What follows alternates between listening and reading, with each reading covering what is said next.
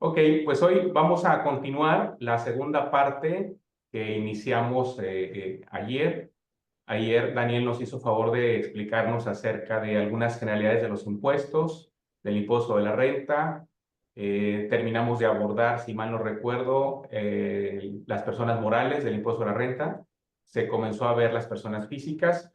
Creo que hoy se daría como alguna conclusión de las personas físicas, Dani. Así Y es, el resto del tiempo sería para ver también un poco acerca de IVA y de IEPS, ¿verdad? así Muy es. bien. Bueno, pues entonces continuamos y los dejo con el maestro Daniel. Gracias, Carlos. Buenos días, muchachos. Eh, Como comentábamos ayer, las personas físicas, aun y cuando, al igual que las personas morales, van a tener que pagar su impuesto o causar su impuesto sobre la renta sobre la obtención de sus ingresos, también comentábamos que la ley está estructurada de tal manera que se adapte lo más posible al tipo de actividad que realiza una persona física, porque no todas las personas físicas nos dedicamos a todas las actividades. Hay personas que son empleados exclusivamente, hay personas que son comerciantes exclusivamente, hay personas que son arrendadoras exclusivamente, o inclusive se puede dar la combinación de diferentes actividades. Bueno, no obstante eso, sí, el hecho que la ley estructure en capítulos en atención a la naturaleza de cada actividad, al final del camino se globalizan o se sumariza la totalidad de los capítulos para determinar una sola gravable, una sola base gravable única. ¿Sí?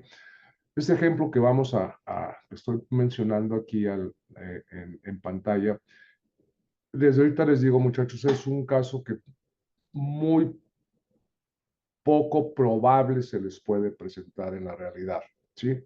A cualquier persona. Es dificilísimo, pero no imposible, pero es muy poco probable que una sola persona física o individual tenga ingresos de los 9 capítulos, es decir, que sea empleado, que sea prestador de servicios o que sea empresario, que enajene bienes, que adquiera bienes, que cobre intereses, que se gane la lotería, que aparte sea accionista, eh, o tenga ingresos esporádicos que no caigan en los 8 capítulos para caer en el capítulo noveno los demás ingresos. Es decir, es muy poco probable, yo me atrevo a decir que en su vida prácticamente nunca van a ver un caso así. Sin embargo, para efectos didácticos, pues estoy suponiendo un ejemplo de una persona rarísima en el mundo que genera ingresos de sueldos, de arrendamiento, de todos los capítulos. Ok, vale la pena señalar, digo, por cuestiones de tiempo,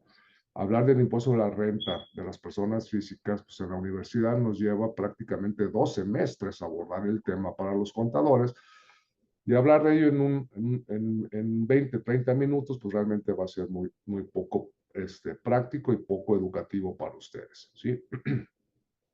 Lo que estoy queriendo decir es que pues van a tener que traer en friega a sus contadores porque ellos sí son los que deben dominar estos temas. Bueno, es importante señalar que casi todos los capítulos, sí, al igual que las personas morales, pues generan ingresos, pero también generan deducciones. Es decir, una persona comerciante, pues vende productos, pero obviamente también tiene costos y tiene gastos. Un arrendador tiene ciertas deducciones. Una persona que hereda una propiedad y luego la quiere revender, va a tener ciertas deducciones. A lo que quiero llegar es que cada capítulo, ¿sí?, tiene sus propias deducciones, salvo el de sueldos y salarios. Los empleados no tienen deducciones estructurales, no tienen deducciones capitulares, tienen deducciones personales al final del cálculo anual, que es compartido esas deducciones con todos los contribuyentes independientemente de tu capítulo. Lo que estoy mostrando en esta eh, lámina o en esta cédula está partiendo de dos supuestos: que los ingresos que están aquí, ese 1.625.860 pesos, ya es el efecto de los ingresos después de costos o después de exenciones. Comentábamos también que las personas físicas tienen esas dos características. Tienen exenciones y tienen deducciones, ¿sí?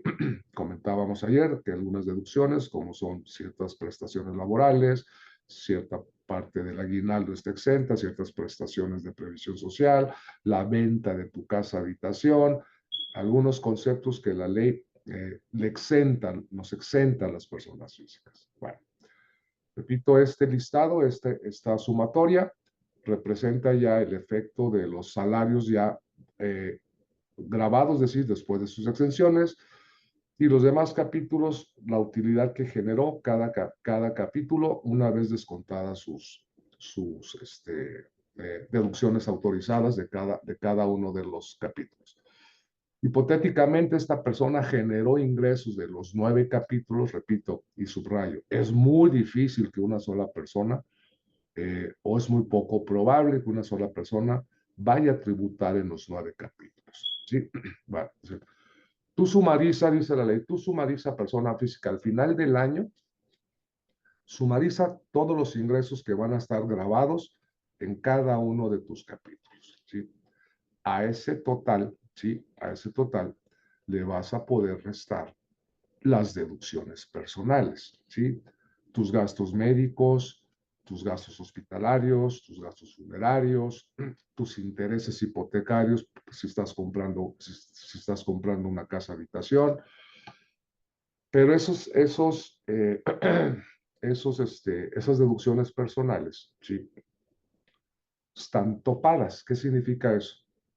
Que independientemente del monto que yo haya podido gastar en hospitalización, en medicinas, en atenciones médicas, en seguros médicos, en intereses, en donativos, que yo le pueda hacer a instituciones autorizadas a recibir donativos, dice la ley, ¿qué crees? Tiene límite. O sea, puedes deducir como gasto personal hasta un límite, hasta un tope. Ese tope va a depender de dos situaciones. Dice, oye, vamos a suponer que tú, en este ejemplo, tú vas a tener ingresos de 1.625.000 pesos, ¿sí? Y a ti se te ocurre gastar en todos esos conceptos 1.000.000 de pesos, ¿sí? Dice, por mí, pues gástalos, dice la ley, por mí gástalos, a mí no me interesa si los gastas o no, pero no te voy a aceptar ese 1.000.000 de pesos en este ejemplo. Tus gastos personales, tus deducciones personales están topadas en dos fronteras. Dice, calcula el 15% de todos tus ingresos y compáralo contra 5 UMAS, 5 unidades de medida de actualización, y el que sea menor, ese es tu tope máximo. ¿Sí? Vamos a suponer en el ejemplo, el 15% de sus ingresos son 243.000 pesos. ¿Sí? El 5 UMAS, la UMA anualizada para el 2025 son 41.273, elevado a 5 veces serían 206.000 pesos. ¿Qué significa eso? Que lo máximo que esta persona va a poder deducir como gastos personales es el menor de esos dos límites. Oye, pues el 15% son casi 244.000 pesos y las 5 UMAS son 206.000 pesos. Dicen, a ver, ok, máximo puedes deducir 206.000 pesos. ¿Sí? Hay que tenerle cuidado. O sea, no significa que la ley nos está regalando 206.000 pesos. La ley me está diciendo que es el tope máximo que puedes deducir. En el ejemplo que yo ponía, oye, yo me gasté 1.000.000 de pesos. Dices, ok, de ese millón solamente vas a poder deducir 206.000 pesos. Pero oye, imagínate otro caso donde los gastos personales nada más fueron 70.000 pesos. No significa que me van a regalar la diferencia entre 70 y 206, ¿sí? Me van a regalar, o sea, me van a aceptar los 70.000 pesos porque fue lo que efectivamente pagué. El 206 en este ejemplo es el tope máximo al cual puedes deducir. O sea, no es que nos estén regalando deducciones. ¿Ok? Entonces, una vez determinado todos mis ingresos netos, por decirlo de alguna manera, y una vez descontadas mis deducciones personales, se va a determinar lo que se llama la base gravable. La base gravable acumulable, ¿sí? Es decir, esta persona, ¿sí? De su 1.625.000, solamente le va a causar impuestos por 1.369.000. Ese es el ingreso que la persona física va a tener que reportar para causar impuesto. Ok. Dice, ok, ya me quedó claro, sumo mis ingresos, resto mis deducciones personales hasta el tope que me autorice la ley, y el neto es lo que me va a causar a mi impuesto como persona física en el año. ¿Sí? ¿Qué hago con este 1.369.000? Pues lógicamente es calcularle su impuesto. Y la mecánica de cálculo, ¿sí? Cambia con respecto a las personas morales, ¿sí? Las personas morales, como vimos ayer, a su resultado fiscal o a su base gravable le aplica directamente el 30%, es decir, las personas morales pagan a tasa fija, independientemente del monto de esa ganancia o de ese resultado fiscal. Las personas físicas no. Pues comentábamos también ayer, inicialmente, que las personas físicas obedecen a un esquema de impuesto progresivo. ¿Qué significa eso? Que está diseñado el impuesto para las personas de tal manera que las que más ganen paguen más de los que ganan menos, ¿sí? Esto se logra mediante la aplicación de lo que se conoce fiscalmente como las tarifas progresivas de impuestos. Ok. Entonces dicen, a ver, yo ya llegué a que tengo que llevar a causar impuestos 1.369.492 pesos, ¿sí? Ok, ¿qué es esta cantidad? Dice, esa es mi base grabada. Yo sé como persona física que tengo que causar impuestos sobre esta cantidad. Okay. ¿De qué manera? ¿Cuál es la mecánica de determinación? Dice, ok, tu persona física, ¿sí? A ti te corresponde calcular tu propio impuesto, ¿sí? Bajo lo que se conoce como el principio de autodeterminación. Es mi responsabilidad yo calcular mi propio impuesto. ¿Ok? Este millón, ¿cómo va a causar? Este 1.369.000, ¿cómo va a causar impuestos? Ok, esta cantidad, búscala, ubícala en la tarifa, ubícala en la tabla de impuestos. Si se fijan, la tarifa está presentada por rangos, un límite inferior y un límite superior. Es decir, yo tengo que buscar esta cantidad, en alguno de los renglones, alguno de los rangos que establecen estos límites. Dicen, a ver, pues obviamente el 1.369.000, pues va a estar en este renglón, ¿sí? Si yo hubiera tenido aquí una cantidad de 500,000 pesos, hubiera estado en este renglón. Es decir, depende, o sea, tú tienes que rankear, tú tienes que ubicar el rango en el cual, el renglón en el cual tú vas a causar impuestos. Dices, ok, esta cantidad está en el antepenúltimo renglón de la tarifa. El 1.369.000 está entre 1.127.000 y 1.503.000. O sea, en este renglón está ubicada mi base gravada. Okay. ¿Qué es lo que procede a continuación? Sino que a tu ingreso gravable, a tu base gravable, réstale el límite inferior. Réstale el 1.127.926.85 pesos. ¿Sí? Esta cantidad toma el nombre de excedente del límite inferior. ¿Ok? ¿Qué hago con ese excedente? Okay, este renglón, si te fijas, tiene un porcentaje al cual le vas a aplicar al excedente. A estos 241, aplícale la tasa del renglón que le corresponde a la persona.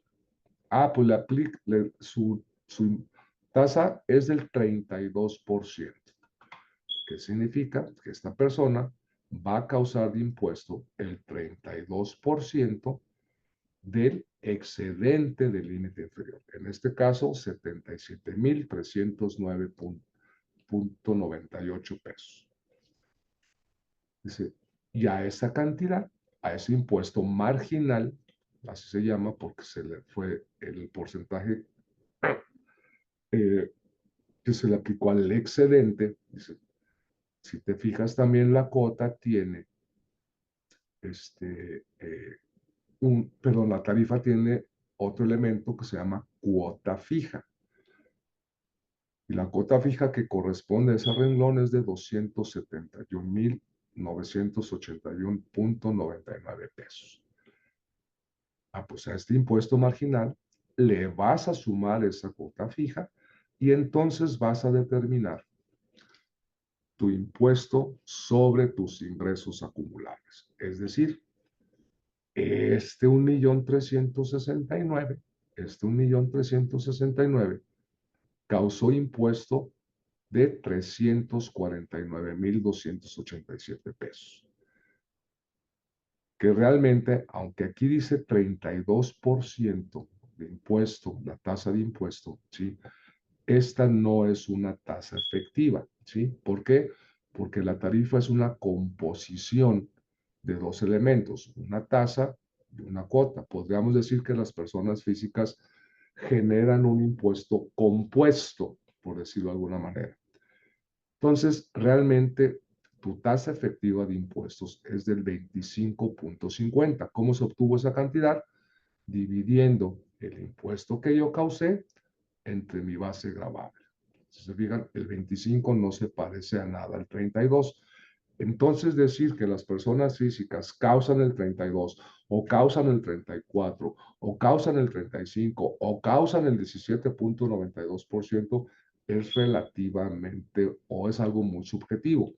Lo que realmente se causa es lo que se conoce como tasas efectivas de impuesto, que estas, como dijimos ahorita, se obtiene de dividir el impuesto causado entre la base a la cual se le aplicó la tarifa. Bueno, hasta ahí terminaría aparentemente el cálculo de cualquier persona física, ¿sí? A esto, obviamente, yo le podría restar las retenciones que me hicieron mis patrones, las retenciones que me hicieron las empresas a las cuales le renté mis inmuebles, los pagos provisionales que yo haya hecho, lo que me haya retenido inclusive el banco o el impuesto que yo pude haber pagado en el extranjero, ¿sí? Es decir, este es mi cálculo, mi impuesto anual, pero recordemos que la ley de renta me obliga a hacer pagos anticipados. Esos pagos anticipados, llámese impuestos retenidos o pagos provisionales, los voy a poder restar del impuesto anual causado y posiblemente me genere, igual que las personas morales, o una cantidad adicional a pagar en mi declaración anual o una cantidad a mi favor que yo puedo aprovechar para los siguientes pagos o pedir la devolución de ese impuesto. Bueno, ok. Dicen, oye, y todo esto adicional que aparece aquí, ¿sí? ¿Qué diablos es? ¿Sí? Digo, porque aquí pues ya queda muy claro que realmente la aplicación de la tarifa pues es muy sencilla. Dice, ok, esta segunda tabla, muchachos, y esta parte, ¿sí? Y esta parte eh, de, de, de la fórmula, ¿sí? Solamente le aplica, ¿sí? A aquellas personas que hayan vendido una propiedad, ¿sí? Una propiedad que no seas o que esa venta de propiedades no sea una actividad normal para la persona. Me explico, ¿sí? Yo, Daniel Ortiz, puedo dedicarme a comprar inmuebles y revenderlos, ¿sí? Yo me dedico prácticamente al ramo inmobiliario, por decirlo de alguna manera. compro un terreno, compro un local, compro una casa con la finalidad de revenderlos. Yo me dedico a comprar inmuebles y revenderlos, ¿sí? Eso es una actividad cotidiana, eso es una actividad recurrente, es mi actividad económica. Ah, esos ingresos, ¿sí? Se consideran, si me regreso acá, en lo que se conoce como una actividad empresarial. Yo soy comerciante, yo soy empresario de inmuebles. Pero, ¿qué pasa si a mí me heredan una propiedad? ¿Sí? Yo no me dedico a vender inmuebles. Mi abuelita en algún momento me heredó un terreno, ¿sí? Me heredó una casa. Y yo, que no me dedico a vender casas y no me dedico a vender terrenos, pues a mí no me sirve ni la casa ni el terreno, que lo más probable que yo vaya a hacer es venderlo. A mí me interesa más tener el dinero en el banco para otros fines que tener ladrillos o que tener tierra, ¿sí? Cuando eso sucede, cuando yo esporádicamente vendo un bien inmueble, ¿sí? Eh, ese ingreso, al no dedicarme yo a esa actividad, no se considera como un acto de comercio recurrente. Se conoce como un ingreso esporádico por enajenación de bienes. Ah, ok. Y eso marca diferencia, sí, marca una diferencia muy grande porque esa sola venta me hace hacer todo esto, ¿sí? Eh, de manera muy rápida, las personas que se estén en ese supuesto, que vendan una propiedad, ¿sí? Y que esa propiedad, si quede grabada o vaya a pagar impuestos, el precio de venta de esa propiedad, o mejor dicho, la ganancia que genere esa propiedad, se tiene que partir en dos partes. Una parte, una parte va a estar aquí, ¿sí? Y una parte va a pagar impuesto a tasa fija. Es decir, vamos a suponer que yo le gané a la venta de la propiedad, le gané 1,000,000 de pesos, ¿sí? Eh, esa propiedad estuvo conmigo 5 años, ¿sí? Es importante la antigüedad que tengan tus bienes. ¿Qué te dice la ley? Para complicarnos la existencia, ¿no? Oye, ¿cuánto le ganaste? 1,000,000 de pesos. Ah, bueno, ese 1,000,000 de pesos divídelo entre el número de años que tuviste la propiedad. Pues 1,000,000 entre 5 son 200. Ok. Esos 200, ¿sí? Súmalo a tus ingresos a los cuales le vas a aplicar la tarifa. ¿Ok? Oye, ¿y los 800 restantes no van a causar impuestos? Sí, sí van a causar impuesto, pero a tasa fija, ¿sí? Tú vas a calcular una tasa para que esos 800,000 pesos del ejemplo hipotético también causen impuestos, porque no te hagas, Daniel, es una ganancia. Tú ganaste 1,000,000 de pesos, simplemente que vas a pagar un impuesto de dos maneras diferentes. Uno que va a tarifa y uno que va a tasa fija. Entonces, vamos a suponer, ¿sí? Que esa tasa fija también la tiene que calcular el propio contribuyente. Ahí es donde se complica un poquito este capítulo, ¿sí? Dice, toma tu base gravable, pero quítale los efectos de tus deducciones personales y vuelve a aplicar la tarifa y ahora determíname una nueva tasa efectiva, ¿sí? Esa tasa efectiva, ¿sí? Se la vas a aplicar a la parte de las ganancias que no llevaste a la tabla, ¿sí? Aquí yo puse que la ganancia no acumulable era de 400,000 pesos. En el ejemplo que habíamos puesto anteriormente eran los 800. Es como si aquí le pusiera los 800, pero para el ejemplo yo supuse que la ganancia no acumulable era de 400,000 pesos. A esa ganancia no acumulable, aplícale la nueva tasa que determinaste y entonces vas a calcular un impuesto sobre esa parte que no llevaste a tarifa. Y ahora sí, la suma de tu impuesto sobre tus demás ingresos a la cual aplicaste tarifa, súmale el impuesto, ¿sí? Súmale el impuesto que causaste a tasa fija por la ganancia de la venta no acumulada, ¿sí? Y entonces ya tienes tu impuesto anual totalmente causado, ¿sí? Tus ingresos acumulables te representaron 349 mil pesos, tus ingresos no acumulables te representaron 103 mil pesos, tú causaste un impuesto total del año por todas tus ventas, por todos tus ingresos, de 400, casi 453 mil pesos. Dices, oye, ¿y qué pasa? ¿Y qué pasa si le pierdo, en vez de ganarle a la venta del inmueble, le perdí porque mis costos fueron mayores al precio de venta al cual yo pude colocar ese bien? Ah, no te preocupes, dice, si tú le pierdes, vas a hacer lo mismo con la pérdida, la vas a separar en dos partes. Una pérdida va a ser deducible que le vas a poder restar de tus demás ingresos y una parte de la pérdida va a eh, generar un acreditamiento de impuesto en base a la tasa efectiva que tú calculaste acá. ¿Sí? Ok, bueno. Estamos suponiendo aquí que si tuve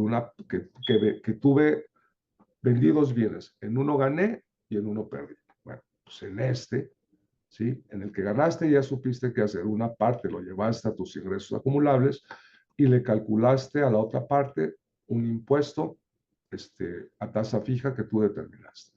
La pérdida, una parte la restaste de tus ingresos que llevaste a la tarifa y la parte que no llevaste, que no restaste, le vas a aplicar su propia tasa fija y esto lo vas a poder acreditar contra el impuesto general que tú causaste. Tú por todos tus ingresos, acumulables y no acumulables, son 452 mil pesos, menos el acreditamiento por la pérdida en la venta del bien, te da un acreditamiento de 38 mil pesos, pues solamente causaste 414 mil pesos. Ahora sí, réstale lo que te retuvo el notario, réstale los pagos mensuales que tú hiciste a cuenta de tus demás actividades, réstale cualquier impuesto que te hayan retenido e inclusive el impuesto que tú hayas pagado por los ingresos del extranjero. Y ahora sí, obviamente aquí tendríamos cantidades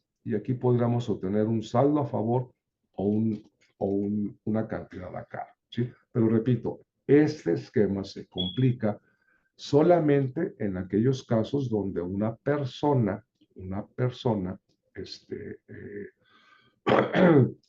tenga el capítulo de la generación de bienes. Si no tiene la generación de bienes, simplemente su fórmula, pues prácticamente va a ser hasta aquí, ¿sí? ¿De qué va a depender? Obviamente el impuesto causado o no causado, pues del nivel de ingresos que tú puedas tener, ¿sí? Prácticamente nos está diciendo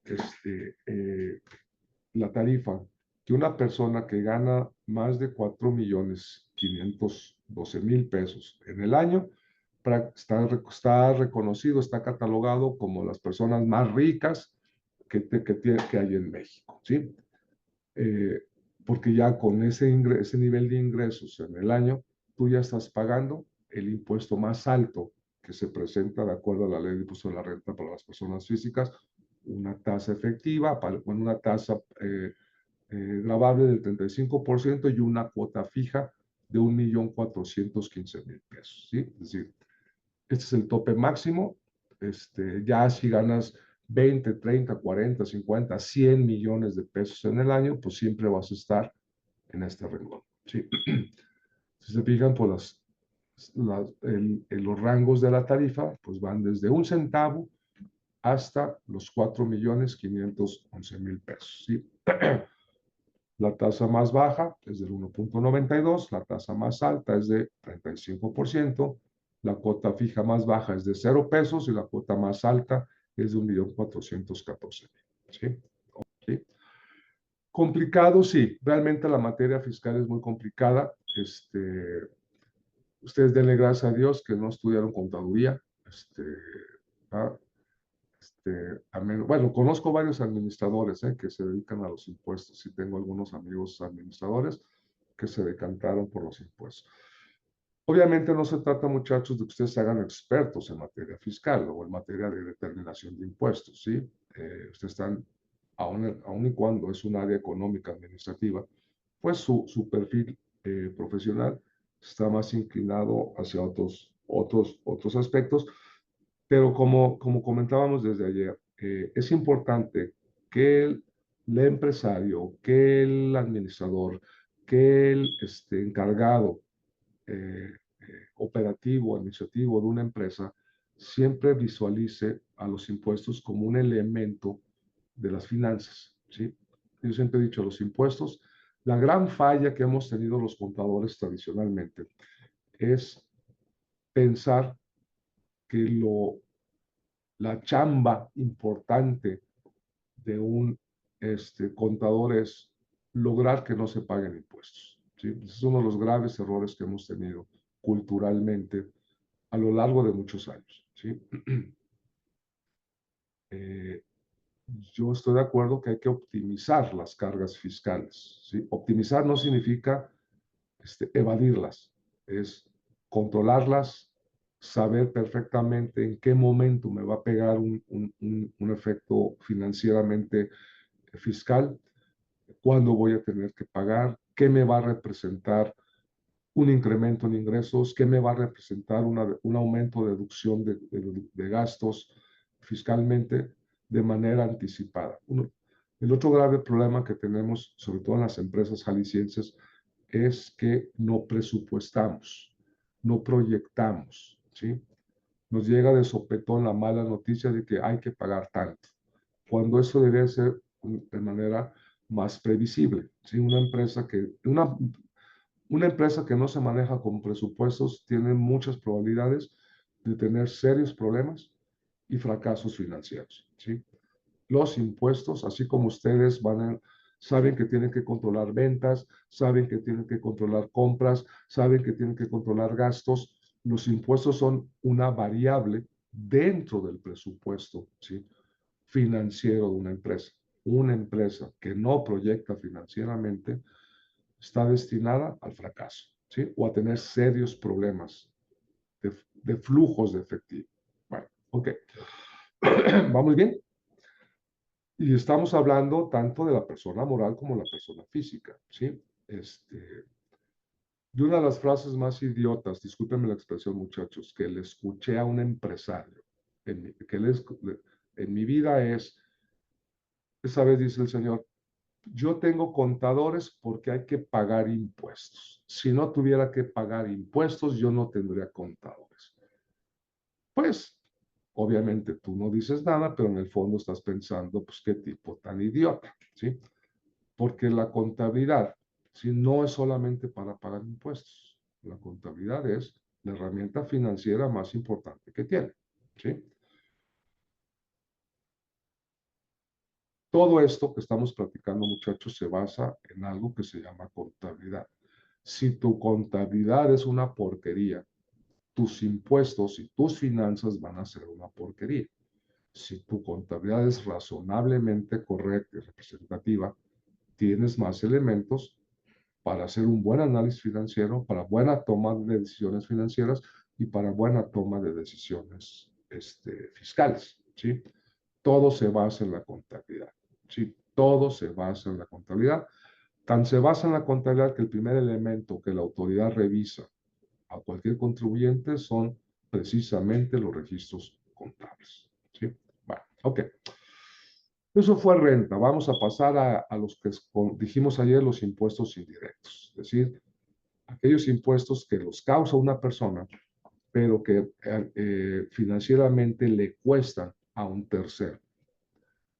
caso más representativo, el más importante que tenemos en México a nivel federal es el IVA. Todo el mundo ha escuchado hablar del IVA, ¿verdad? Sí. Todo el mundo ha pagado IVA, ¿verdad? ¿Por qué? Porque aunque no queramos, muchachos, ¿sí? Me imagino que a Margarita le gusta comprar zapatos, ¿verdad, Margarita? ¿Sí? Yo no sé por qué las mujeres compran tantos zapatos si solamente tienen dos pies, pero tienen una cantidad impresionante de zapatos, ¿sí? ¿Cuántos pares de zapatos tienes, Margarita?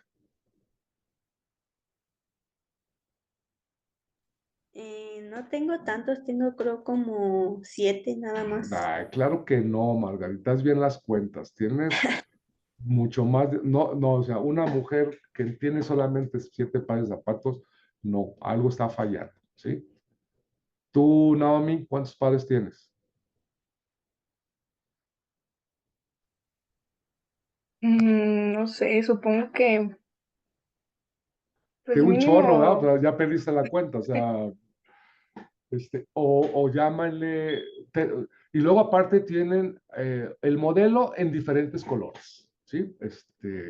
Moda primavera, moda verano, moda invierno, moda chancla, moda, moda, zapatos para la boda de la tutis, para los, o sea, y si le pregunto a Eric, ¿cuántos pares de zapatos tienes, Eric? Cuando mucho, ¿ah? O sea, los mismos zapatos nos sirven para una fiesta que para ir a chambear, ¿verdad?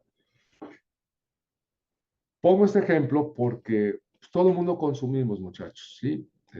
Las mujeres tienen sus hábitos de consumo, los hombres tenemos nuestros hábitos de consumo. Todo el mundo tenemos celulares, me imagino, o usamos el celular, ¿sí? Eh, Todo el mundo posiblemente le guste la chelita de fin de semana, me imagino, ¿sí? Ya están en edad de alcoholizarse, me imagino que se alcoholizan en algún momento de su vida. ¿Alguien aquí fuma? Nadie fuma. O una de dos, o realmente no fuman, son muy deportistas, están echando mentiras, pero este, tienen celular, compran licores, compran cerveza, compran cigarros, van al cine, van a un restaurante de vez en cuando, o con cierta frecuencia, eso depende ya de cada quien. Bueno, pongo estos ejemplos porque es donde el IVA se nos hace presente a todo mundo, independientemente que tengamos una actividad económica o no, el IVA está presente en todos. En cualquier cosa que ustedes compren, ¿sí? Generalmente está el IVA presente. En los zapatos que compra Margarita, en los zapatos que compra Naomi, las bolsas que compra Karen, o lo que compre Jennifer o que compre cualquiera de ustedes, generalmente tiene un 16% adicional. Por eso se dice también que el IVA es un impuesto al consumo. ¿Por qué? Porque el que termina pagando toda la cadena del impuesto, ¿sí? Es el consumidor final, ¿sí? ¿Vamos bien? Entonces, vamos a hablar de los impuestos indirectos, ¿sí? Okay. Vamos a empezar con el IVA, que prácticamente todo lo que vamos a hablar del IVA ahorita, muchachos, es muy similar y aplica para el IEPS, que es un primo cercano al IVA, ¿sí? Bueno, esto que estaba platicando, el ejemplo de los zapatos, ¿sí? Y del impuesto al consumo, ¿sí? Y como habíamos comentado, los impuestos indirectos son aquellos que los causa una persona, pero se los traslada a otra persona, ¿sí? Queda representado gráficamente en esta lámina, ¿sí? Eh, Todo bien, todo servicio tiene una fase, llamémosle, una línea de tiempo desde que se produce el bien y hasta que llega al consumidor, ¿sí? Ese ciclo económico está compuesto por varias fases, ¿sí? Vamos a suponer que hay un fabricante que va a producir el producto X, ¿sí? Obviamente, el fabricante tuvo que invertir, tuvo que gastar, tuvo que incurrir en costos para fabricar ese producto, ¿sí? Vamos a suponer que una vez hechas sus cuentas, el fabricante dice, bueno, yo este producto para ganarle lo voy a vender en 1,000 pesos, ¿sí? Cuando el fabricante se lo vende al distribuidor, ¿sí? Pues aparte de sus 1,000 pesos, el fabricante, por el simple hecho de haber vendido, ya es sujeto de IVA, ya es causante de IVA. Entonces el fabricante dice, oye, yo causo IVA del 16%, pero ese IVA, aunque yo lo causo, se lo voy a repercutir a mi comprador, en este caso el distribuidor, de tal manera que por cada unidad que el fabricante le debe al distribuidor, ¿sí? Le va a cobrar su precio más el IVA involucrado en esa venta. De tal manera que el distribuidor le va a tener que pagar al fabricante por cada unidad que le compre 1,160 pesos. 1,000 de precio y 160 de IVA, ¿sí? Obviamente el distribuidor, ¿para qué los compró? Pues obviamente el distribuidor su finalidad es revenderlo, ¿sí? Y se lo va a vender a los comercializadores. Pero obviamente el distribuidor pagó 1,000 pesos por ese producto, pero no lo va a vender en 1,000 pesos. No, sería absurdo que lo vendiera en el mismo precio que lo compró. Pues entonces, ¿dónde está el negocio? ¿Sí? Obviamente el distribuidor le va a aumentar el precio porque él necesita ganar en la operación. Él se dedica al comercio, él necesita generar ganancias para su negocio. Entonces, el distribuidor se lo va a vender al comercializador a 1,500 pesos, pero también va a causar IVA, ¿sí? Entonces, el distribuidor le va a cobrar al comercializador por cada unidad del producto X que está revendiendo 1,740 pesos. 1,500 pesos de precio más 240 pesos de IVA. Y así, en la siguiente etapa, el comerciante, el que ya le vende al consumidor, pues va a ser lo mismo. Yo compré a 1,500 pesos, pero no voy a vender a 1,500 pesos porque yo también le tengo que ganar y voy a vender esta unidad, este producto, a 2,000 pesos al público, al consumidor final, ¿sí? Esta persona, el último eslabón de la cadena, pues es el que va a utilizar el bien, es el que va a usar los zapatos, es el que va a usar la ropa, es el que va a utilizar, a consumir, a apropiarse o a quedarse con ese producto porque ya no se lo va a revender a nadie. Si se fijan, sí, es lo que se conoce que los impuestos indirectos son plurifásicos. ¿Qué significa eso? Que en cada etapa del proceso económico se va causando el impuesto, ¿sí? ¿Dónde está el mayor efecto del IVA? ¿Quién repercute el mayor efecto del IVA? ¿A quién le cuesta el mayor efecto del IVA? Pues obviamente al consumidor final, porque el consumidor final tuvo que pagar 320 pesos de IVA para adquirir un producto que vale 2,000 pesos. Estas personas recuperan en parte el IVA, porque dice, oye, yo le quité 240 pesos al comercializador, pero a mí me quitaron 160, por lo tanto yo nomás tengo que pagarle al fisco 80. Este señor dice, oye, 320 pesos me los paga el consumidor final, ¿sí?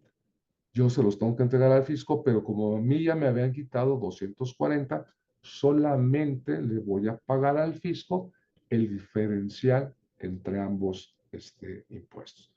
Y el consumidor dice, pues a mí me bailaron con todo el IVA porque toda la cadena, todos los incrementos de precios que están en la cadena económica, pues vengo pagándolos yo. Si yo ya no tengo la manera de recuperar esos 320 pesos, ni total ni parcialmente, ¿sí? Por eso se dice que son impuestos al consumo, porque el consumidor final es quien resiente la carga financiera de todo el impuesto. Bueno, ¿qué características importantes tiene el IVA? Así como renta tiene Sujeto, base, tasa, tarifa y época de pago, el IVA también lo va a tener, ¿sí? Bueno, igual que renta, IVA es un impuesto que es a cargo o lo causan tanto personas morales como personas físicas, ¿sí? Es decir, el causante de IVA no depende de una personalidad en particular, sino puede ser tanto una persona física como una persona, ¿sí? Una de las diferencias importantes que tenemos con renta, que renta dijimos que es un impuesto anual con pagos mensuales a cuenta de, el IVA no. El IVA es un impuesto que se causa de manera mensual, ¿sí? No hay impuesto del ejercicio, no hay un impuesto causado en el año. Es un impuesto que se causa mes con mes y cada mes es independiente de los meses anteriores o posteriores, ¿sí? El periodo de causación, entonces, del IVA y del IEPS es mensual. Otra característica importante es que el IVA siempre se causa sobre, y el IEPS se causan sobre percepción efectiva. ¿Qué significa eso? Que el IVA solamente se causa hasta que cobro. Si yo no cobro, no causo IVA. Aunque yo haya facturado, aunque yo haya vendido a crédito, hasta que me pagan mis clientes, yo causo el impuesto al valor agregado. Mientras no me paguen, yo no tengo la obligación de pagarle entregarle el impuesto al fisco federal, ¿sí? ¿Cuál es el objeto de la ley de IVA? Sí, eh, así como renta, el objeto fue la obtención de ingresos. Lo que pretende la ley de IVA es gravar la realización de actos o actividades, ¿sí? IVA no es un impuesto que grava ingresos. IVA es un impuesto que grava la realización de ciertos actos o actividades. ¿Okay? Mucha gente dice, es que hay ingresos para IVA. No, no hay ingresos para IVA. Hay valor de actos para IVA. Bueno, rápidamente, ¿qué es lo que pretende grabar IVA? Dice, mira, los actos que van a ser objeto de IVA, los que a mí ley de IVA me interesa grabar, son los siguientes actos, ¿sí? La enajenación de bienes, entiéndase, la venta de bienes, la prestación de servicios independientes, el otorgamiento, el uso, goce temporal de bienes, entiéndase, rentas o la importación de bienes y servicios, ¿sí? Esos son los actos que la ley de IVA, ¿sí?, convierte o adopta como materia de gravamen o como objeto del impuesto, siempre y cuando esa enajenación, esa prestación de servicios, ese otorgamiento de uso, goce temporal de bienes y esa importación se realicen en territorio nacional. Esto es muy importante porque es la hipótesis de causación del IVA, ¿sí? Una persona física, una persona moral, si enajena un bien, si presta un servicio, si otorga un uso goce temporal de bienes o importa bienes y servicios en México, esa persona es sujeto de IVA. Esto es importante en el sentido de que les voy a poner un ejemplo muy sencillo. Imagínense que una empresa mexicana está en México, compra una mercancía en el extranjero, ¿sí? Visita un proveedor en Estados Unidos y hace una compra de mercancía de ese proveedor americano, ¿sí? Con la intención de traerla a México y revenderla en México. Pero en el Inter, estando la mercancía en Estados Unidos, llega otra empresa americana y le dice, oye, empresa mexicana, me interesa el inventario de mercancía que tú tienes, que acabas de comprar. Te lo compro, no te lo lleves, te lo compro de una vez. Te pago bien, nos ponemos de acuerdo en un buen precio y la empresa mexicana le dice, oye, está bien, me convenciste, te la vendo. Estando la mercancía en Estados Unidos, se la vende a la empresa americana, se le factura desde México. La pregunta es, oye, ¿esa venta tiene efectos fiscales? Sí. ¿Por qué? Porque es una enajenación. ¿Pero qué efectos fiscales va a tener en renta? Porque es un ingreso para ti. Pero en IVA no va a tener efectos fiscales. ¿Por qué? Porque no se cumplió la condicionante de que esa venta se haya realizado en territorio nacional. Esa venta, el bien físicamente estaba fuera de México. No, esa venta no se realizó en territorio nacional. Por lo tanto, esa venta, ¿sí? Es un acto que se conoce como no objeto de IVA. ¿Por qué? Porque no se cumplió la condicionante de que la operación fuera en territorio nacional.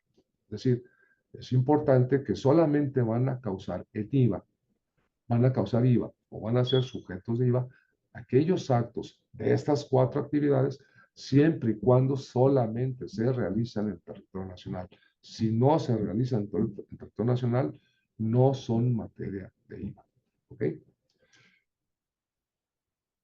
No obstante, hay un quinto acto que se convierte en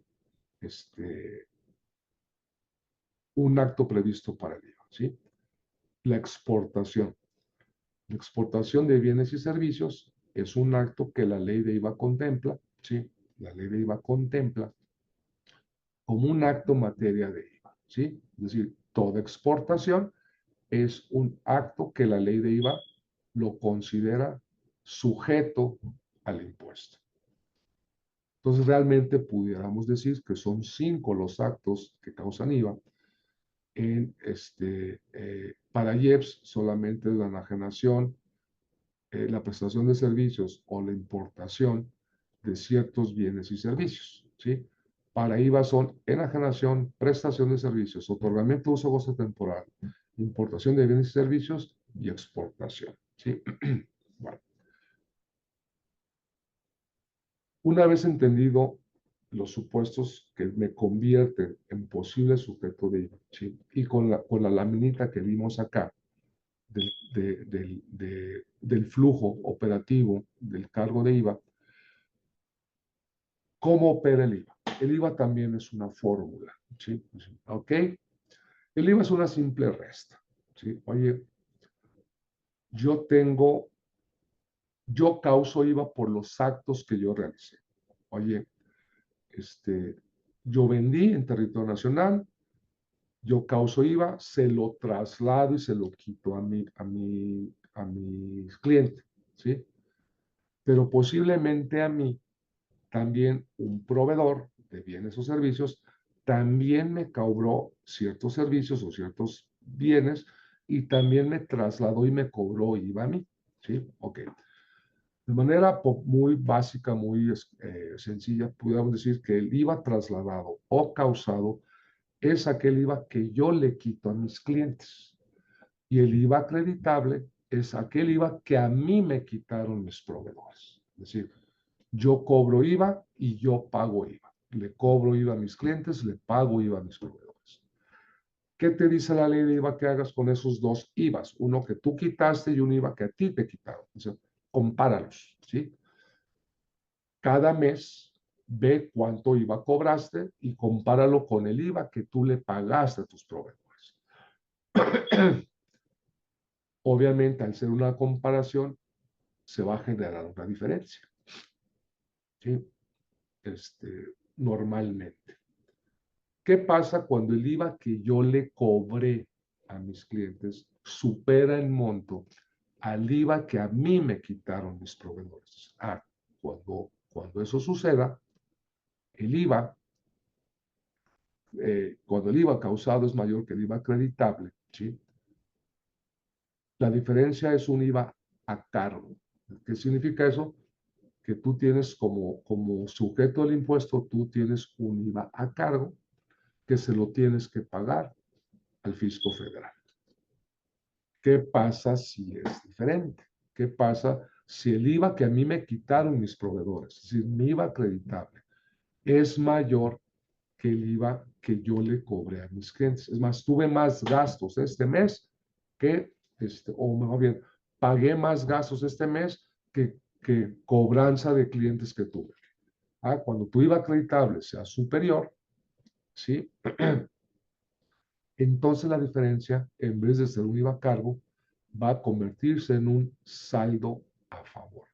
Vas a tener en ese mes una cantidad a favor tuya, contribuyente de ello.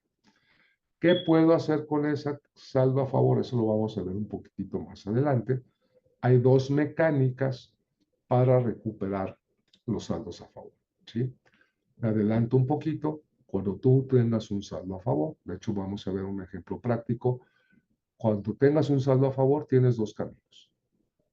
O te lo guardas para aprovecharlo contra IVAs a cargo a futuro, o me pides la devolución del impuesto. ¿Sí? Son los dos caminos que tú vas a tener. ¿Sí? Ahorita lo vemos un poquito más adelante. Aquí viene una de las partes más raras, tal vez, del IVA. ¿Sí? Los que estamos en el centro del país, ¿sí? Sabemos muy bien que hay dos tasas de IVA. ¿Sí? Los que están en frontera aparentemente tienen una tasa adicional del 8%. Bueno, pero eso es otro asunto. Hay dos tasas de IVA. ¿Sí? La del 16%, que es lo que se conoce como tasa general, ¿sí? De IVA, que es la que mayormente le aplica a la gran mayoría de los actos o actividades previstos por la ley, pero también existe una tasa del 0%, ¿sí? La tasa preferencial del 0%. ¿Qué significa eso?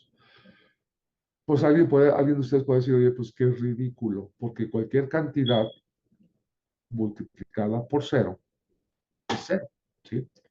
Y tiene lógica, aritméticamente dices, eh, ¿cómo tasa cero? Pues, a ver, venta 1,000,000, tasa de IVA cero, IVA causado cero.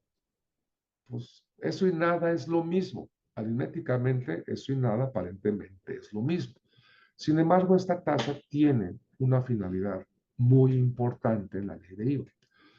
Podemos decir que los principales aspectos a los cuales se le aplica la tasa del 0% es las ventas de productos alimenticios, medicinas y los actos de exportación.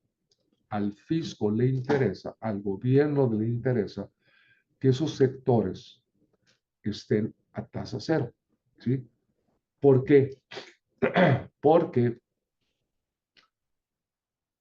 la tasa cero te convierte a ti en un acto grabado para ello. O sea, tú eres un sujeto que realizas actos grabados. ¿Sí?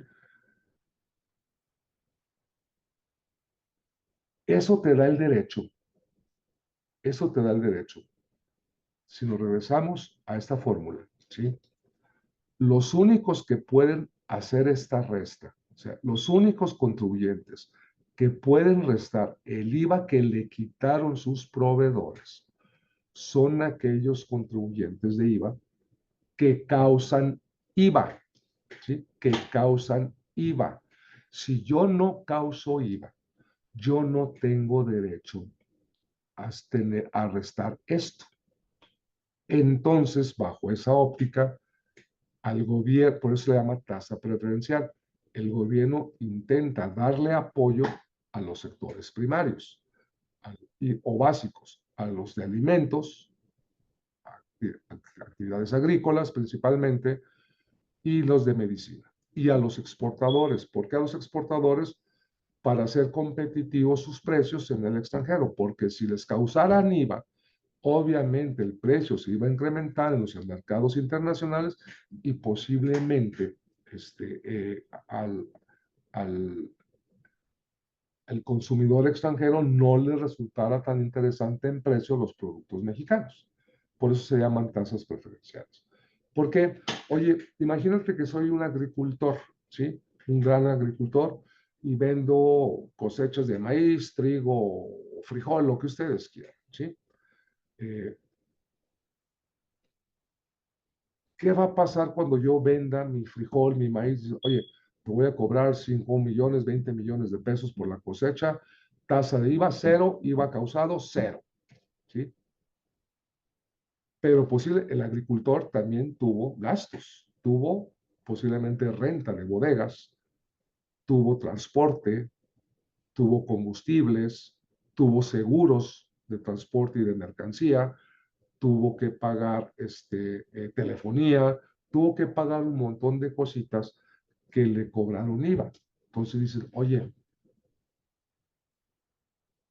¿qué va a pasar con todo el IVA que yo le pagué a mis proveedores? Porque si yo me regreso a esta fórmula, yo voy a tener aquí 0 menos 100,000, me va a dar un saldo a favor de 100,000. Eso es lo que pretende precisamente la tasa de cero. Darte un apoyo, ¿sí? A ti como sector primario, para que yo te obligo a que causes IVA para que todos tus IVAs acreditables siempre queden a tu favor y me los pidas en devolución, ¿sí? Lo mismo pasa con los que fabrican medicamentos, lo mismo pasa con los exportadores. Cáusame el 0%, pero cáusame IVA para que todos tus IVAs acreditables siempre me generen saldo a favor y yo tenga la posibilidad o tú tengas el derecho a que yo te reembolse, ¿sí? A nivel flujo, todos los IVAs que le pagaste a tus proveedores se te regresen en flujo de efectivo a través de una devolución de impuestos. Para eso existe la tasa del 0%. Pero no obstante, ¿sí? También la ley de IVA tiene actos exentos, es decir, actos que no causan IVA, que no están, que ni son 0% ni son 16%. Vamos a ver ventas que están exentas de IVA. Por ejemplo, las ventas de casas habitación, la venta de terrenos, ¿sí? La prestación de servicios. Por ejemplo, los servicios médicos que no estén facturados por un hospital están exentos de IVA. El otorgamiento o uso goce temporal de bienes exentos, por ejemplo, las rentas de casa habitación que no estén amuebladas están exentas de IVA. Ciertas importaciones están exentas de IVA. Oye, ahí es cuando empieza a justificarse lo que comentábamos acá. Tú para poder restar tu IVA acreditable tienes que causar IVA. Si tú realizas puros actos exentos, tú no tienes derecho a acreditar IVA porque tú no causaste IVA. Ahí es donde se entiende el no causar nada y el causar el cero. Causar cero es causar y te da derecho a acreditamiento. Estar exento es no causar y al no causar no tienes derecho a acreditamiento y esos IVAs que tú le pagaste a tus proveedores, en vez de acreditarlos, lo que vas a poder hacer con ellos es deducirlos para efectos del impuesto sobre la renta. Y es uno de los puntos donde la ley de renta y de IVA se cruzan, ¿sí? Entonces, pudiéramos decir que la ley de IVA reconoce 3 tipos de actos, ¿sí? Actos objeto grabados, 0 y 16%. Actos objetos exento y actos no objeto.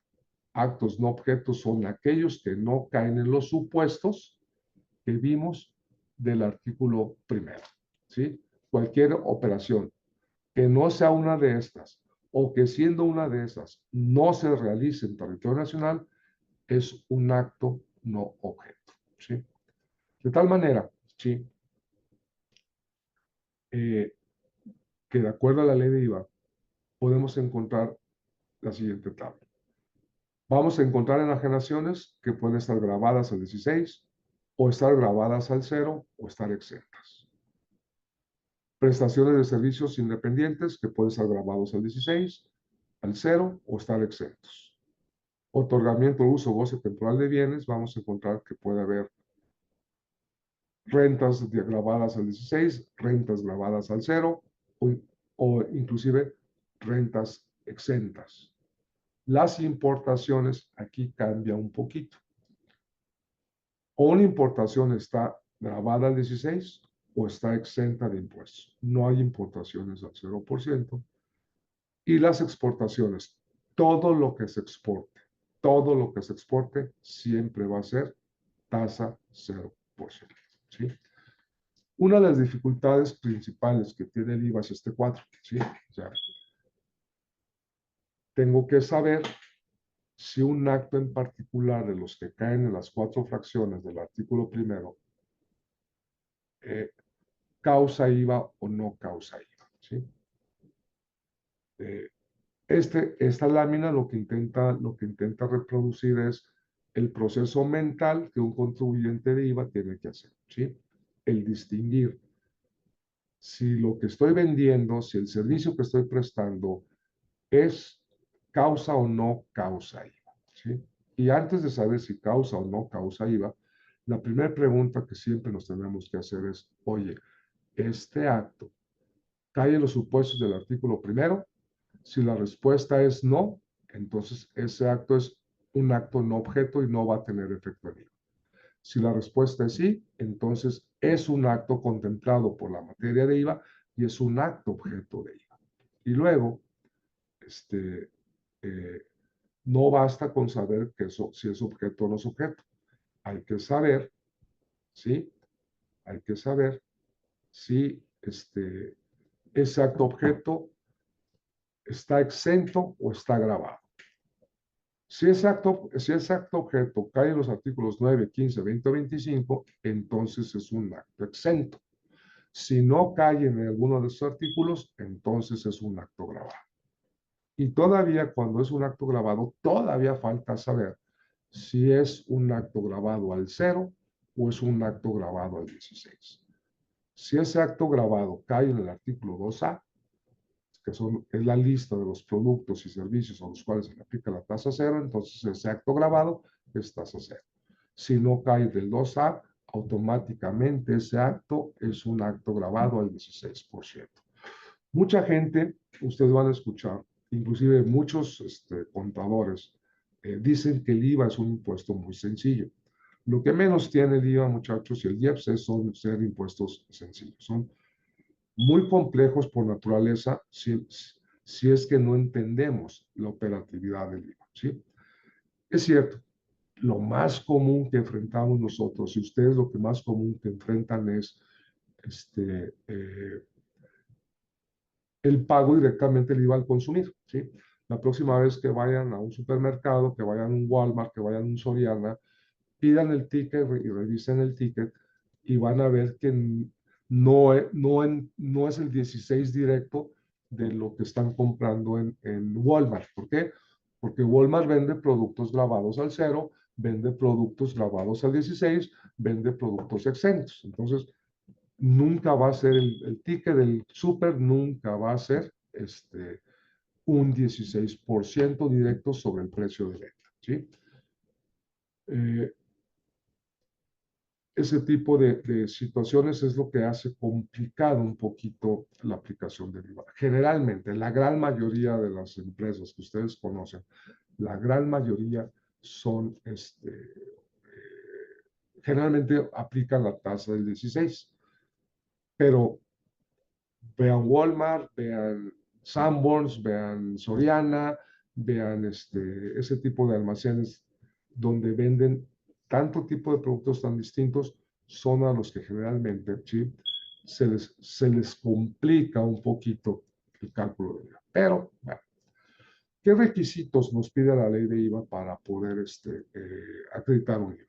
Bueno, en primer lugar, que el gasto del cual se generó el IVA que tú pretendes acreditar, el gasto tiene que ser deducible para renta. Si el gasto no es deducible para renta, automáticamente tu IVA no es acreditable. Y segundo, ya te quedó claro que tú para poder acreditar un IVA, tú tienes que causar. ¿Sí? El IVA tiene que estar trasladado en el comprobante de manera separada. Estar efectivamente pagado. Si ya te quedó claro que tú causas IVA hasta que cobras, pues tú acreditas IVA hasta que pagas. ¿Sí? Si hay retención de IVA, las retenciones de IVA las tienes que enterar, ¿sí? Y en función a actos grabados, ¿sí? De no cumplirse con esto, automáticamente tu IVA es no acreditable, ¿sí? Esto es un resumen un poquito de lo que platicábamos hace rato, ¿sí? Partiendo de la idea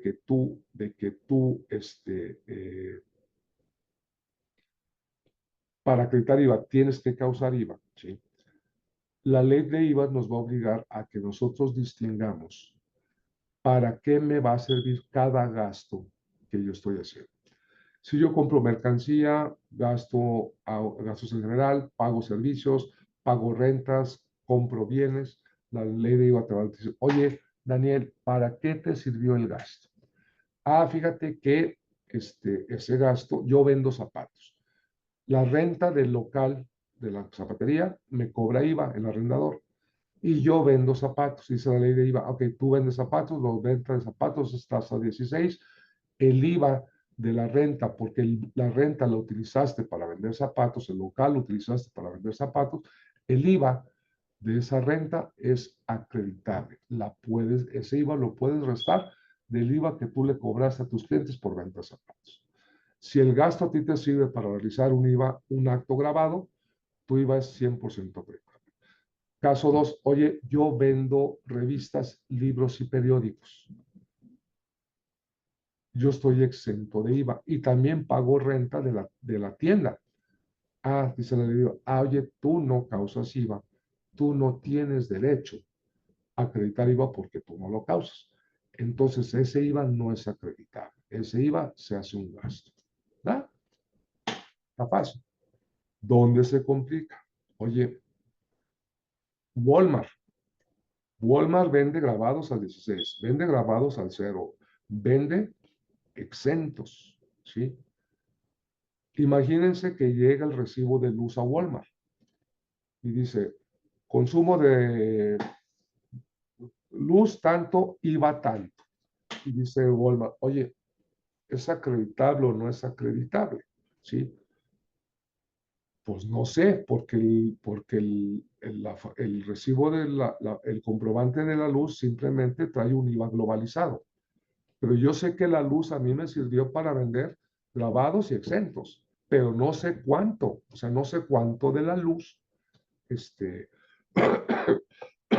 pero no sé cuánto de la luz fue para grabados. No tengo un medidor exclusivamente para actos grabados, no tengo un medidor para actos exentos, ¿sí? Entonces, ¿cómo le hace? Bueno, dice la ley, mira, no te preocupes.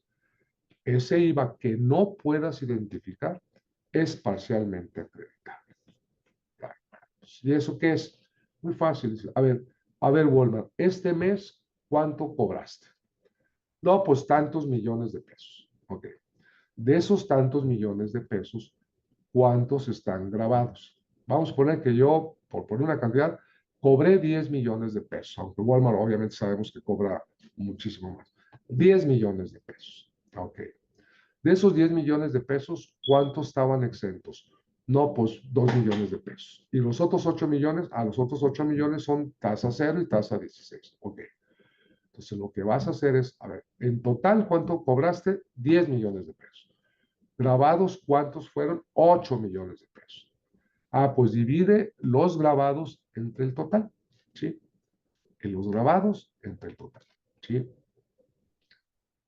8 millones entre 10 millones, ¿cuánto te da? No, pues me da 0.8 mil. O sea, ¿qué significa? Que ese mes Walmart tuvo una proporción de actos grabados del 80%. ¿Qué significa? Que ese mes en particular, Walmart de ese recibo de luz solamente va a poder acreditar el 80% de ese IVA y el otro 20% lo va a mandar a gastos deducibles. Cada mes, las empresas que tienen esta combinación de actos se enfrentan a tener que ese cálculo aplicable solamente a los IVAs que no puedan identificar. Estos son todos los elementos que complican la ley, en la aplicación de la ley de IVA, ¿sí? Si lo viéramos en un ejemplo numérico, más o menos pasaría esto, ¿sí? Imagínense una empresa que vende actos al 16, 0, exentos y no objeto, ¿sí? Por un total de 7.250.000 pesos, ¿sí? Esta empresa genera un 16% de IVA sobre los 5 millones, que son 800.000 pesos. genera un 0 pesos de IVA por 750,000 pesos. Los exentos y los de objeto no generan IVA. Por lo tanto, esta empresa hipotética causa en este mes 800,000 pesos de IVA, ¿sí? Pero él sabe que tiene la combinación de actos grabados exentos. Entonces, oye, tengo que sacar mi factor de prorrateo, mi factor de acreditamiento con las reglas que me dijiste. Dice, ok, del total de actos de 7,250,000, ¿cuántos están grabados? Ah, pues solamente los del 0 y los del 16. 5 millones más 750 significa que del total de los 7,250,000, solamente 5,750,000 fueron grabados. Por lo tanto, la proporción de grabados este mes fue de 0.7931. ¿Para qué me va a servir ese 0.7931? Dice, este te va a servir cuando determines tu segundo renglón de la fórmula, tu IVA acreditado. Oye, yo tuve estos gastos, dice, yo tuve gastos que me generaron un IVA acreditable por 420,000 pesos, que están, todos esos gastos a mí me sirvieron para realizar yo actos grabados. Como a ti te sirvieron para hacer actos grabados, entonces todo tu IVA, ¿sí?, es acreditable. También pagué 125,000 pesos de IVA relacionado con gastos que me sirvieron a mí para realizar actos exentos. Ese IVA no es acreditable porque tú no causaste IVA por esos actos. También le pagué 40,000 pesos por actos que no fueron objeto de IVA. Pues como no son objeto, tampoco causaste IVA. Esos 40,000 pesos tampoco son acreditados. Y gasté 375,000 pesos de IVA en gastos que me sirvió para realizar todos los actos que realicé, pero no lo puedo identificar. Dice, estos 375 los vas a factorizar con este factor. De tal manera que mi IVA acreditable se va a componer por el IVA totalmente acreditable que tuve por erogaciones que me sirvieron a mí para hacer actos grabados y el IVA factorizado del IVA que no pude identificar. De estos 375,000 pesos, solamente voy a poder acreditar 297, que sumado a los 420 me genera un IVA acreditable del mes de 717,000 pesos. Y ahora sí, compara el IVA que tú le quitaste a tus clientes, 800, compáralo con el IVA que tú te quitaron tus proveedores y la diferencia vas a determinar si es a cargo o es a favor. No, pues 800 menos 717, pues obviamente es a cargo. Dice el fisco federal, pues ¿qué crees? Me vas a tener que pagar este mes, ¿sí? 82,587. ¿Sí? Esta es, en esencia, muchachos, cómo opera el IVA, ¿sí? No obstante, ¿sí? También voy a dejar de compartir esto un poquito, ¿sí? Comentábamos también hace rato, déjenme, ¿qué pasa cuando un contribuyente genera un saldo a favor? ¿Sí? Ok. Comentábamos que los contribuyentes, ¿sí?, cuando generan un saldo a favor, ¿sí?, pueden recuperarlo de dos maneras.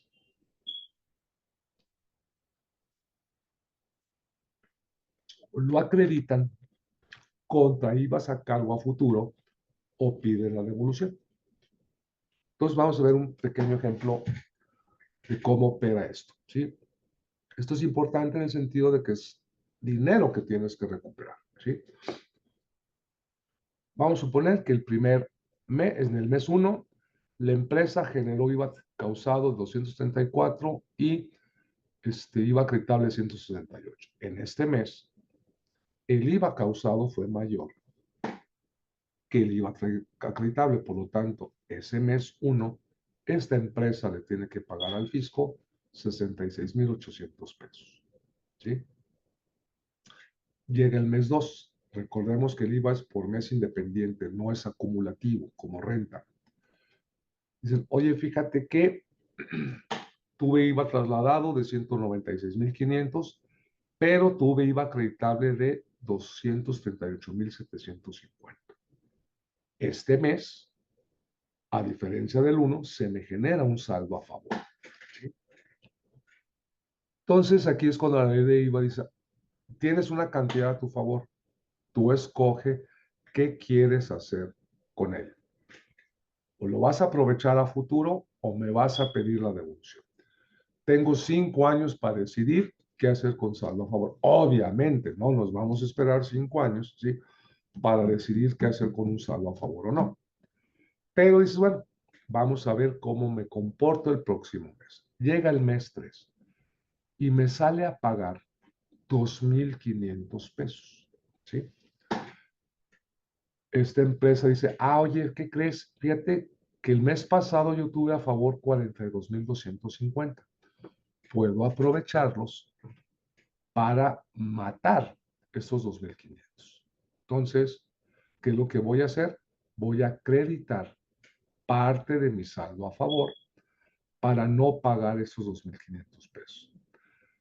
Es decir, voy a tomar de mis 42,250 pesos, 2,500 pesos, los acredito, ya no le pago nada al fisco este mes y todavía me sobran 39,750 pesos. A futuro, llega el mes 4, genero un IVA a cargo de 11,709 y dices, todavía tengo remanente del saldo a favor del mes 2. Me quedan 39,750. Puedo tomar de aquí los 11,709. Los acredito en la declaración del mes 4 y tampoco le pago al fisco porque acredité un saldo a favor y todavía me quedan 28,041 pesos. Llega el mes 5 y vuelvo a generar ahora un saldo a favor de 53,540. Pero yo decido, como contribuyente, dicen, oye, todavía traigo saldos a favor, en vez de acreditar ese saldo a favor, voy a optar por pedirle al SAT que me devuelva este impuesto. ¿Sí? Si se fijan, cada saldo a favor tiene su propia opción. Yo puedo escoger qué hacer con cada saldo a favor. No porque el primero lo haya acreditado significa que todos los impuestos, todos los saldos a favor posteriores los tenga que acreditar. Yo puedo escoger qué hacer con cada uno de los saldos a favor. Pues yo el saldo a favor del mes 5, ¿sí? Elijo pedirlo en devolución, ¿sí? Una vez ejercida la opción, ya no la podemos variar. O te vas por una o te vas por otra. Entonces, este saldo a favor, ya no tengo otro camino más que esperar que el SAT me devuelva mi dinero.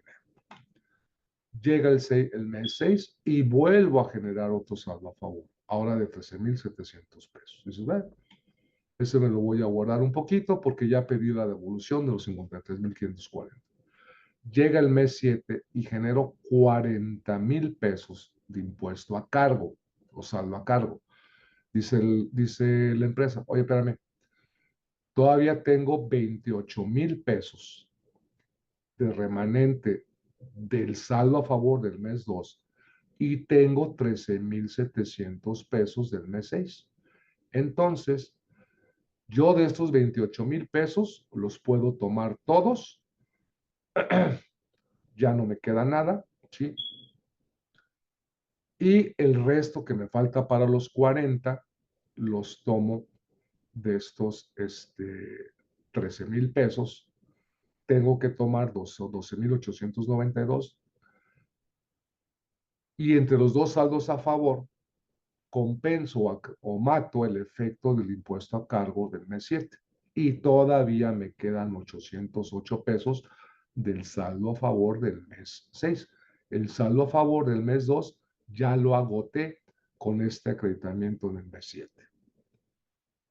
Llega el mes 8, me sale a pagar 18,980 pesos. Dices, pero todavía me quedaron 808 pesitos que los puedo aprovechar para acreditarlos contra el saldo a cargo del mes 8. Ya solamente pago 18,172 y ya agoté todos mis saldos a favor. Ya no puedo utilizar el de 53,540 porque ya lo pedí en devolución. O sea, repito, o te vas por una opción o te vas por otra. ¿Sí? Llega el mes 9, genero otro saldo a favor. Llega el mes 10, genero un saldo a cargo, pero dices, no, tengo un saldo a favor que lo puedo aprovechar en su totalidad y solamente pago 912 pesos. ¿Sí?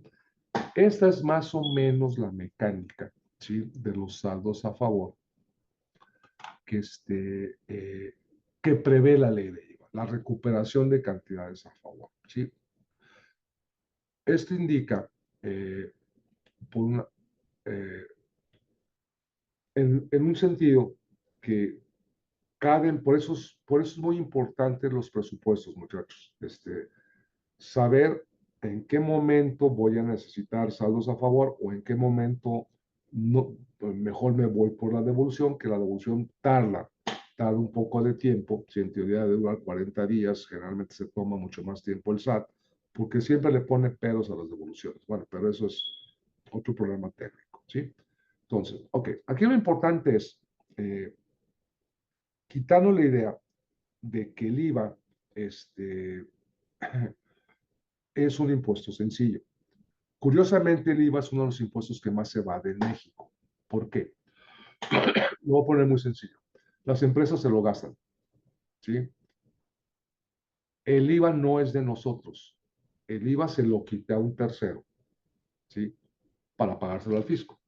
El problema es que cuando el IVA entra a las chequeras, entran en la tómbola de las chequeras de las empresas y se gastan el IVA.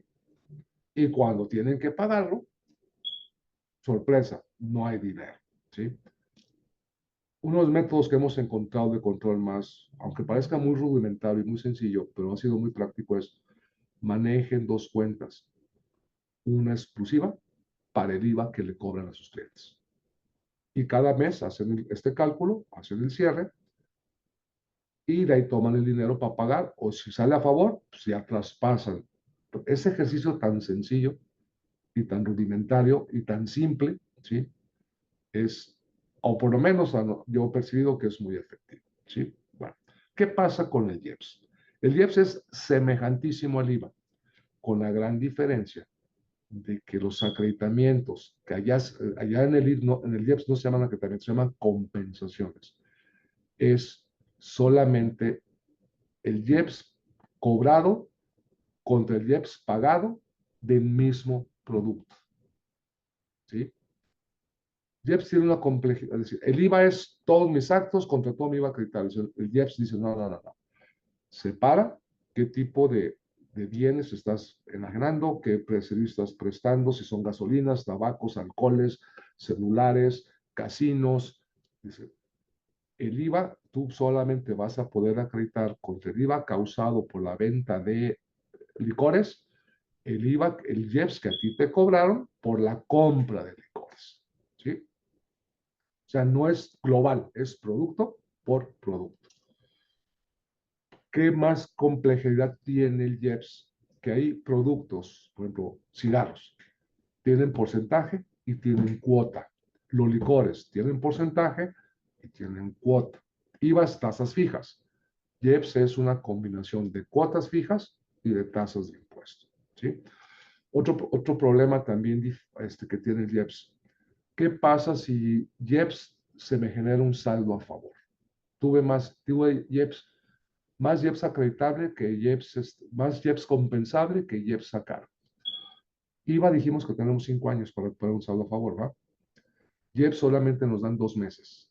Si en 2 meses no lo aprovechas, pierdes ese beneficio, ¿sí? Tendrás que renunciar a tus IEPS a favor. Igual es mensual, es igual sobrecobrado, por eso digo que muchas de las cosas que aplican para IVA aplican para IEPS, ¿sí? Eso, repito, IEPS es un poquito más complicado por la cantidad de tasas y de cuotas fijas que están implicados en la determinación de los productos. El IEPS se conoce como el impuesto a los vicios, ¿sí? ¿Por qué? Porque grava cigarros, grava tabacos en general, labrados o no labrados, alcoholes, de licores, tequilas, cervezas, bebidas alcohólicas en general, ¿sí? Grava inclusive hasta los que se sientan muy deportistas, las bebidas energéticas también están grabadas por el IEPS. Los Gatorades, todo ese tipo de cosas, ¿sí? Eh, los que, los, por eso dice que son impuestos a los vicios, aunque sabemos también que gasolinas, casinos celulares son actos o servicios que están grabados con el IEPS. Es decir, ese tipo de productos desgraciadamente tienen la combinación de que causan IEPS y causan IVA. O sea, son impuestos piramidados. No están causando dos impuestos por un solo producto. La próxima vez que se compren su cervecita o su botellita ahí para pasar el fin de semana, más o menos estén pensando que un poquito más de la mitad son puros impuestos, ¿eh? Entonces, lo que se están tomando son impuestos. Los que fumamos estamos echando a la atmósfera y a los pulmones impuestos. Entonces, los viciosos somos grandes contribuyentes para el gasto público, ¿verdad? Entonces, la próxima vez que vayan a tómense una cerveza y digan, ah, qué rico me supo el trago de IEPS, o qué rico me supo el trago de IVA, ¿no? O la combinación de un campechano IVA-IEPS, ¿no? Más o menos así, de manera no muy simplista, muy esquemática, ¿sí? Hablar de impuestos, muchachos, es complicado, ¿sí?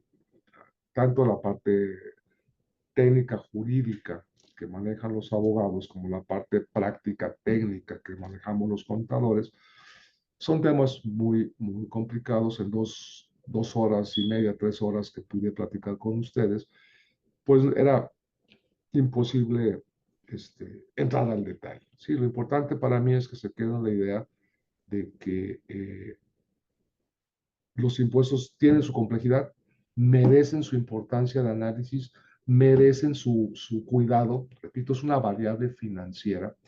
Eh, no se trata de buscar la manera de no pagar impuestos, se trata de buscar la manera de optimizar los impuestos. Y una de esas maneras de optimizar es siempre adelantarlos, ¿sí? O sea, ver venir, decía mi abuelo en paz descanse, es muy diferente ver venir la pedrada que no más sentir el madrazo. Entonces, una de las funciones administrativas o de las personas que nos dedicamos a las áreas económico-administrativas, yo siempre he dicho que tenemos que ser un poquito como los doctores, prevenir, visualizar con anticipación, analizar, ¿sí? A los que nos gustan los impuestos, los que nos dedicamos a los impuestos, bueno, tratamos de optimizar, sí, nunca nos comprometemos a no pagar, ¿sí? Muchas veces lo mejor que puede hacer un contribuyente es pagar y quitarse de problemas. ¿Quieres meterte en problemas con el fisco? Trata de no pagar un impuesto, ¿sí? No quieres tener problemas con el fisco, cumple razonablemente con tus obligaciones, ¿vale? Muchas gracias por la invitación, Carlos. Espero haber servido de algo para ti y para tu grupo. De mucho, Daniel, muchas gracias por dedicarnos y regalarnos estas horas entre ayer y hoy. Creo que, digo, ya lo iremos desmenuzando un poco a partir de la siguiente semana aquí con los muchachos. Pero bueno, ciertamente ellos como administradores lo que buscamos es que entiendan la importancia de saber leer los números. Efectivamente, pues ya le vamos a cargar al contador, ¿no? Que los arme correctamente. Para eso tienen las NIF, ¿no? La nueva información financiera, para que les va a decir cómo tienen que hacerlo, para que esa información sea, digamos, confiable. Pero también, si como administrador eres el jefe del contador, pues también tienes que cerciorarte, ¿no? De que existan los mecanismos para que el contador haga las cosas correctamente. ¿no? Para que no te vaya a dar información ahí de repente media truqueada, ¿no? Pero bueno, ya platicaremos más adelante más detalles de estos 3 impuestos.